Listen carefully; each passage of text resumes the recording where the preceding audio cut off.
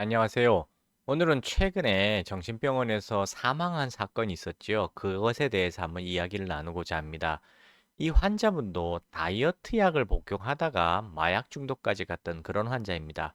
여기서 다이어트 약이라는 얘기는 주로 마약성 진통제나 마약성 정신과 약을 얘기하거나 또는 천식을 치료하는 호흡기 약을 사용하고 또 다시 몇 가지 약들이 들어가는 걸 이런 것들을 다이어트 약이라고 해서 섞어서 주는 거거든요. 근데 그 다이어트 약은 절대로 드시면 안 되는 것이라고 제가 이번에 다시 한번 강조하겠습니다. 그리고 정신병원에 입원하게 되면 어떤 과정을 겪게 되는지 이 글을 통해서 여러분들도 보시기 바랍니다. 이 사건은 환자가 사망을 했기 때문에 뉴스에 나온 것이지 사망은 하지 않았더라도 이 과정들은 거의 모두 다 똑같이 겪는다는 걸 아셔야 됩니다. 즉, 모든 환자들이 강제 입원을 당하게 되면은 이 과정을 대부분 다 겪게 된다는 것을 명심하시고 과연 강제 입원이 올바른 치료인지 여러분들이 생각해 보시기 바랍니다. 여기 글을 보시면 환자가 정신병적인 그 증상이 있었다기보다는 입원 등 환경의 변화에 거부 반응이 극심한 상태였다. 이렇게 기록되어 있습니다. 예, 대부분의 모든 환자들은 정신병원에 갇히는 걸 싫어하죠. 좋아하는 환자가 어디 있습니까? 단지 그 환자의 성격에 따라서 가볍게 저항하는 사람이 있고 아주 극단적으로 저항하는 사람이 있는 거지요. 근데 뭐 사실 대부분 다 극단적으로 저항하지 않습니까? 알코올 중독 환자들은 더더욱 그렇고요. 마약 중독 환자들도 많이 그렇습니다. 근데 이 환자인 경우는 다이어트 약에 의한 중독이었기 때문에 극단적으로 심하지는 않았었을 텐데 그냥 병원에 들어가기 싫어서 저항했을 텐데 좀 약을 세게 썼어요. 어떻게 세게 쓰냐면은 저항을 환자가 세게 하면 세게 할수록 증상이 중요한 게 아니라 환자가 병원을 얼마나 싫어하냐에 따라서 강한 약을 쓰게 됩니다. 왜냐면 거기 있는 일하는 직원들은 어쨌거나 입원을 시켜야 될 거 아니에요. 근데 환자가 저항을 세게 하면 어떡합니까? 저항을 못하게 만들어야 될 거 아니에요. 그래야지 입원시키지.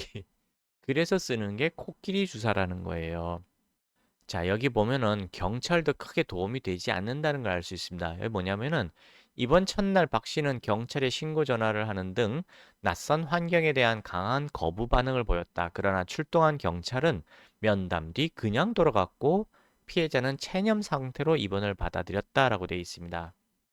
그만큼 경찰들도 정신과 환자의 이야기를 들어주기가 어려워요. 왜냐하면 선입관이 있잖아요. 경찰관들 입장에서는 알코올 중독자, 마약 중독자, 정신병자라는 선입관을 갖고 있기 때문에 그냥 거의 다 말을 무시할 수밖에 없습니다. 안타까움지만 사실이 그런 거고요. 그 다음에 이 환자분이 영상을 보면은 이번 첫날 5월 10일 계속 거부하면서 실랑이를 벌이다가 병원 말고 이 객관적으로 3자 입장에서 보는 정신과 의사는 뭐라고 얘기했냐면 하나의 약으로도 충분한 진정 효과를 가져올 수 없다라고 판단한 듯하다.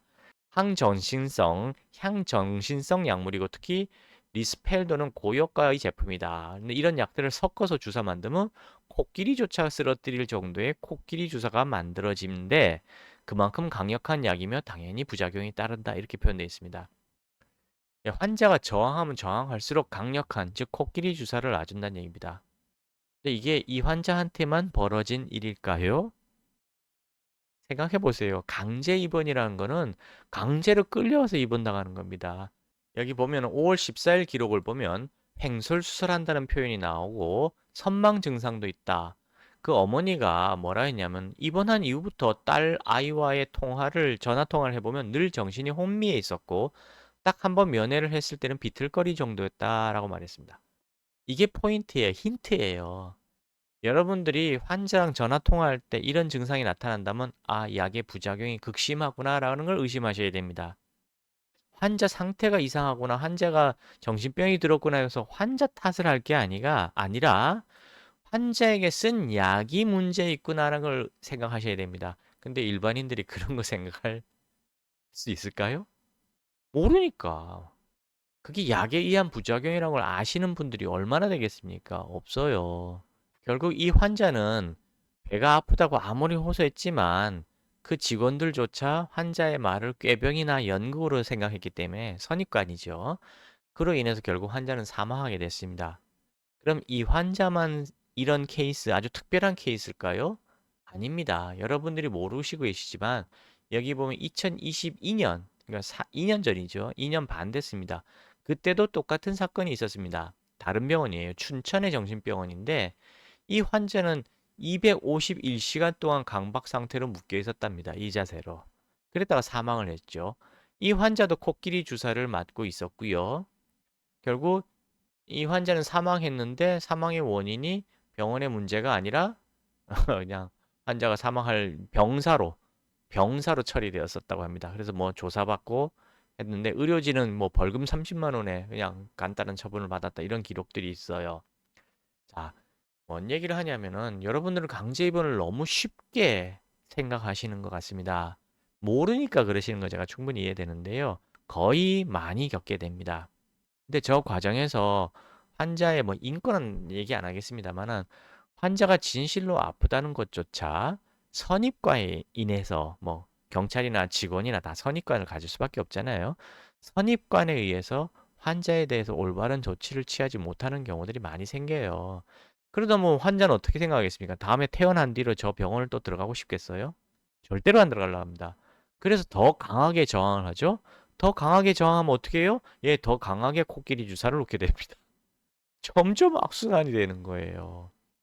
강제 입원을 너무 쉽게 생각하지 마십시오. 알코올 중독이건 마약 중독이건 뭐 도박 중독이건 무슨 중독 질환을 강제 입원하면 치료될 것이다라고 여러분들은 막연하게 생각하시는데 전혀 그렇지 않아요.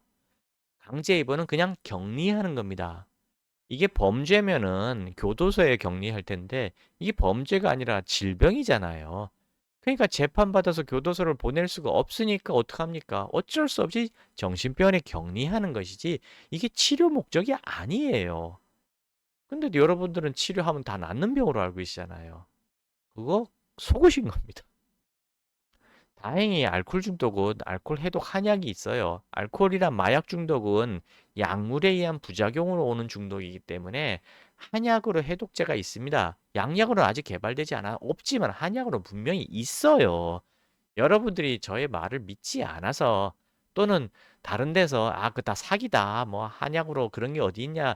그 다 사기다. 이런 말들만 듣고 계시기 때문에 저희 치료를 못 믿고 해보지 않으셔서 그런 것이지 실제로 알코올 해독 한약은 있습니다. 동의보감에도 다 적혀 있어요. 그러면 뭐 허준 선생이 사기쳤게요. 저희가 그렇게 다 이미 치료를 10년 넘게 하고 있습니다. 만약에 저희가 사기꾼이면요, 벌써 이미 다, 뭐, 구독됐겠죠. 뉴스에도 다 나왔을 것이고, 그렇지 않잖아요.